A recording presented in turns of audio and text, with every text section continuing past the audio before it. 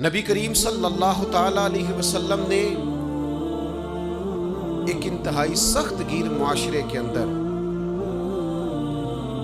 انقلاب برپا کر دیا، ایسا معاشرہ جو بڑی گمراہی میں اور گمراہی کے گھٹا ٹوپ اندھیروں میں ڈوبا ہوا تھا۔ اس معاشرے کے لوگوں کو نبی پاک صلی اللہ علیہ وسلم نے مقتدا بنا دیا۔ کیسے بنایا؟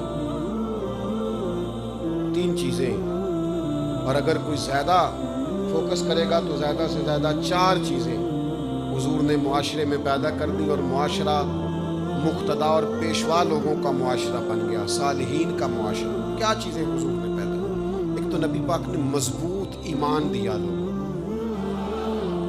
وبالآخرۃ ھم یوقنون، آخرت پر ان کا یقین کامل بنا دیا۔ مرنا ہے، اللہ کے حضور حاضر ہونا ہے، زندگی عارضی ہے، والآخرۃ خیر وابقیٰ، آخرت بہتر ہے اور ہمیشہ رہنے والی ہے۔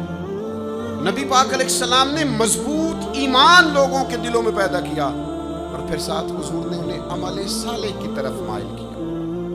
انہیں کہا گیا کہ تم نے نیک اعمال کرنے، تمہارے ستھرے اعمال ہو، تمہاری طبیعت پاکیزہ ہو، تم ساری دن اپنی ذات کے لیے سیاست نہ کرو، بلکہ پاکیزہ روش، پاکیزہ سوچ، اعمال حسنہ، آخرت کی تیاری، قبر و حشر کی بہتری کے لیے اعمال۔ اور تیسرا، نبی پاک علیہ الصلوۃ والسلام نے لوگوں کے دلوں میں خوف الہی پیدا کر دیا۔ اور چوتھا، حضور نے انہیں فکر آخرت سے آشکار کیا۔ ان کو اپنے گھر کی، بچوں کی، روزی کی، رزق کی، مستقبل کی اتنی فکر نہیں تھی جتنی اپنی آخرت کی فکر تھی۔ خوف الہی اور فکر آخرت اتنی بڑی 2 اہم چیزیں ہیں جو انسان کو طاقتور کر دیتی، اور اگر یہ دونوں چیزیں موجود نہ ہوں تو بڑے دینی کام کرنے والے بھی دنیا دار ہوتے ہیں۔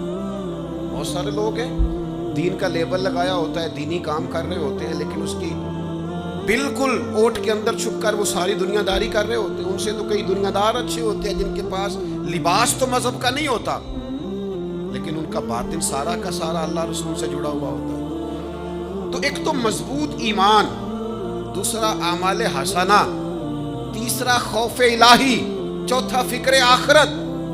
یہ نبی پاک علیہ السلام نے لوگوں کے دلوں کے اندر ودیت کر دی چیزیں۔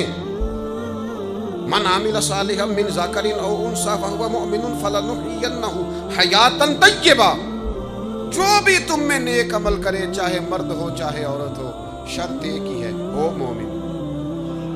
فلنحیینہ حیاۃ طیبہ، رب کہتا ہے ہم اسے پاکیزہ زندگی عطا فرما دیں گے۔